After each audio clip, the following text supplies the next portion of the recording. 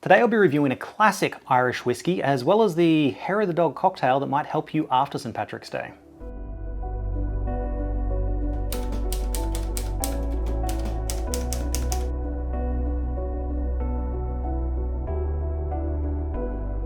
Hey there, I'm Nath Martyn, the Whisky Scribe. Taste is subjective, whiskey is diverse, and this channel is all about understanding it well enough to enjoy it on your own terms. So to continue on with my Irish Whiskey Month, I'm reviewing the Powers Three Swallows Whisky. It was originally established in 1791 by a tavern owner, James Power, made at John Lane's Distillery. And I always thought Powers was a made-up last name. You know, Homer Simpson changed his name to Max Powers. I just thought that was made up. I didn't realize somebody in history actually had the last name Powers. The cool thing about Powers is it's one of the few Irish whiskey brands that survived the downturn of Irish whiskey.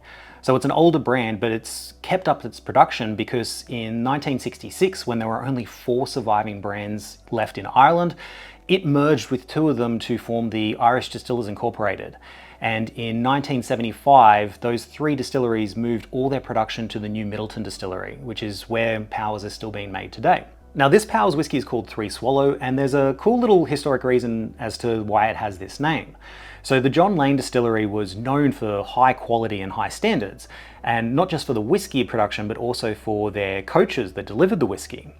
Now, on the coaches that did the deliveries, there were always 3 members of the team. You had the person who drove the coach, there was 1 assistant at the front and another one at the back. Now back then they didn't have legal drinking limits for those who were driving, and so it was quite common for coachmen, particularly on long journeys during harsh, cold Irish winters, to carry a flask of whiskey with them to keep them warm for the journey and maybe a little bit entertained. Now the Powers coachmen were provided with a flask of whiskey that was meant to have just enough in there for each of the 3 coachmen to have 1 good swallow of whiskey, enough to keep them going, but not enough to interfere with their job. 3 coachmen, 3 swallows. There's also a tie-in with the migration of the Irish swallow. Now I know that sounds like a euphemism for drunken Irishmen roaming across the countryside, but the Irish swallow was an actual bird, and the migration of the Irish swallow was usually seen as an indicator that was start of the distillation season. So historically, Powers used to use 2 or 3 swallows depicted on their bottles to indicate quality and age. And with this one, they've actually cemented that in as being 3 swallows for the 3 swallows from the coachman as well. And then this particular expression is also meant to be a modern representation of what the traditional whiskey actually tasted when it was being made at the John Lane Distillery. But as we know, this one is produced now at the New Middleton Distillery. It's a traditional single pot still whiskey, which means it's made from a mash of malted and unmalted barley, triple distilled in copper pot stills, aged in 2nd and 3rd fill bourbon casks, finished in sherry casks. Some sources do say Oloroso, but nothing distinct from the distillery. There's no age statement, it's non-chill filtered, but does have colour added for consistency. It's bottled at 40%, and it retails in Australia around $90. Now, although this bottling is 40%, apparently there are some expressions of this one that are bottled at 43.2 and still bear the 3 Swallow name. I don't know the reason for the difference, but if you've tasted the 2 of them, I'd love to know how they differ.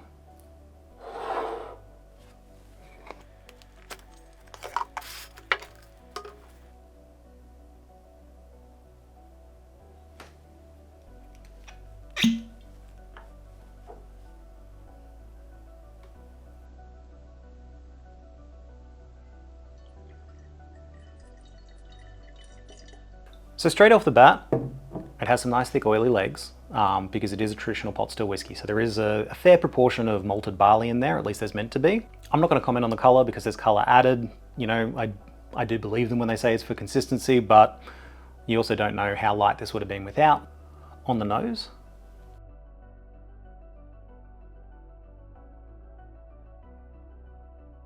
There's an interesting sweetness going on in there, sort of the kind of sweetness that you find in sort of like baked goods. A bit of a fresh, not even fresh, probably still slightly green fruit. You know, where the sugars haven't quite ripened enough yet. I do get a faint note of sherry. So that sherry sweetness is coming across in there. Anyway, I'm going to give it a try. Slange.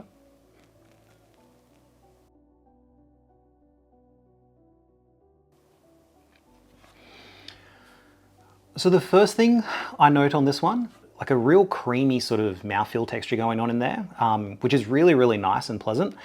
If it wasn't a single pot still whiskey, I would probably assume as an Irish whiskey that it might actually have some oat used in there, because that often gives you a little bit of that creamy mouthfeel. But this is nice and soft and creamy and entirely from malted and unmalted barley, which I quite like.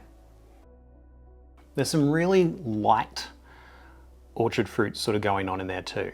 So sort of crisp apple sort of thing, a faint little bit of baking spice, but ultimately it's quite smooth and easy drinking on the palate.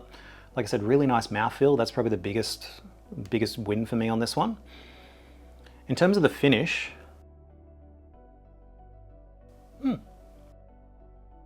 okay. I was about to say the finish is a little bit short, but it kind of dips away and then comes back for a little bit. So I'd probably call it more of like a medium finish. What sort of comes back on the exhale is like a little bit of like a woody sort of note going on. And that creamy sort of mouthfeel and a little bit of sweetness does carry along in the finish as well. All in all, as an Irish whiskey priced around $90, this is actually quite nice and sessionable. I don't think it's extremely high in age. Like I don't think it'd be older than like 5 or 6 years, because there's nice flavors there, but they're very sort of like at the front. There's not a huge amount of harmony and complexity going on between them, but they work. There's balance. It's an enjoyable session whiskey. It'd be the sort of thing that you could have when you're catching up with people and you're having a chat. You can unpack it, because there's a bit there. There's enough to just sit there and enjoy on its own. Yeah, I would call this more of like a nice higher end session sort of whiskey. In terms of what the distillery says, like their tasting notes, they say on the nose you've got pot still spice combines with crisp barley character. To me, none of that actually says the actual flavor. Delicate herbs give way to green banana and grapefruit, while a nutty note of marzipan reflects the wood contribution of the specially selected casks. So yeah, I'd say that marzipan is that baking sort of sweetness that I mentioned, and green banana, yeah, unripened fruit. I don't eat a lot of grapefruit, but there is like a very faint, light citrus note in there, so that could be that. Then on the palate, in true pot still style, an initial taste delivers smooth, mouth-coating barley, followed by an eruption of green apple and citrus notes. Herbs and spicy flavour are complemented by a touch of cedar wood for extra complexity. Yes to the mouth coating, yes to the apple, even like a little bit of like a herby, spicy sort of note. Yeah, nothing I would argue with there. And then on the finish, spicy sweetness gives way to pot still barley character, balanced with a hint of sherry and leading to a crisp cereal finish with toasted oak notes. There's a bit of a cereal note on the finish, but I'm getting more of the toasted oak than the cereal. But all in all, as far as the distillery tasting notes go, I wouldn't call that too off. If this kind of breakdown is helpful, this is the sort of video I do regularly, so hit the subscribe button to catch the next one. All in all though, as an Irish whiskey, I do genuinely rate this. This is quite nice and enjoyable. And at $90, it's not overpriced. There are more expensive whiskies out there with less character. Now there's another fun fact about Powers whiskey. You've all heard of the cocktail Irish coffee. It's an actual cocktail. It's not, there's actual ingredients for it. It's not just a matter of throwing Irish whiskey into anything to call it Irish. But in 1943, a chef at the Foynes Airport in Ireland, Chef Joe Sheridan, blended Irish whiskey with hot coffee, brown sugar and cream to make a cocktail that warmed up delayed passengers. While modern variations tend to use Jamesons and Bushmills these days, the original cocktail itself was made using Powers Gold Label. That's their entry-level whiskey. It's still available and it's the one that's made for mixing. But this is the first opportunity I've had to actually make the Irish coffee with Powers, so I'm definitely going to give it a try. So to make a proper Irish coffee, you're going to use a steamed glass, add 45 ml of Irish whiskey, use Powers whiskey. Combine 2 teaspoons of brown sugar with around 120 ml of strong hot coffee, usually French press. I've just watered down some espresso. Add to the glass. Top with slightly whipped cream poured over a spoon. Now to make slightly whipped cream for this cocktail, you're going to take a shaker and you're going to add thickened cream or heavy cream, depending on which country you're in. Just a little bit in there. And then this is your Hawthorn strainer. If you take the spring off and pop it in,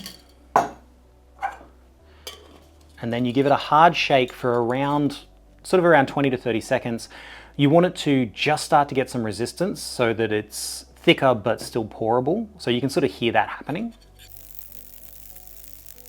There you go. It's been a while since I've done this. I'm not sure how thick but pourable it's still going to be. We'll find out. So you pour it over a spoon just so that it floats on top. Nice.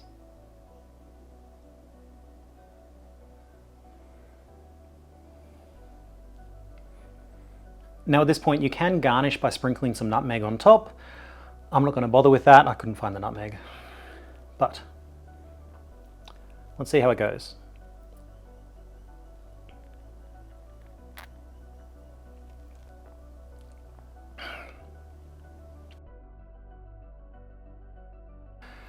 That's really nice. You've got the warmth of the cocktail, blends nicely with the cold of the cream on top. You actually get an even proportion of both at the same time as you're drinking it. It's been a while since I've had one of these. I've seen them made in really fancy ways too. So you can put the whiskey itself into like a small pot on the stove until it's just warm enough that you light it up, turn the lights out in the room and do a really long pour, and you get this blue flame going all the way down into the glass. That's really cool, but you also kill off half the alcohol, so didn't want to do that. But yeah, it's a pretty cool cocktail and nice to actually have it with at least the brand of whiskey that it was first invented for. As far as cocktails go, that probably would have also been a really good hair of the dog cocktail after St. Patrick's Day. I know St. Patrick's Day has been and gone, so I'm sorry I actually posted this one late this year. But remember it for next year, because that's really enjoyable. But that brings an end to all of the reviews I've got for my Irish Whiskey Month. So every year in March, I always focus on Irish whiskey because St. Patrick's Day is in March. And there is still one more posting date in March. And what I'm going to be posting is a really detailed history of Irish whiskey. So its origins, the rise, the fall, and then the rise again. And it'll cover off a lot of those sorts of things, like why Irish whiskey is made in the way that it often is, and why there were only 4 brands for quite a while.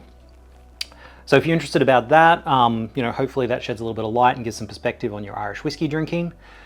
But also for St. Patrick's Day this year, what did you drink? Did you raise a glass for St. Patrick's Day? Was it an Irish whiskey, or was it an Irish beer, or was it a Boilermaker? I love pairing Guinness or Kilkenny with a nice Irish whiskey. That's something I love to do every year. Or was it an Irish coffee? Anyway, let me know in the comments. Enjoy what's in your glass, and Sláinte.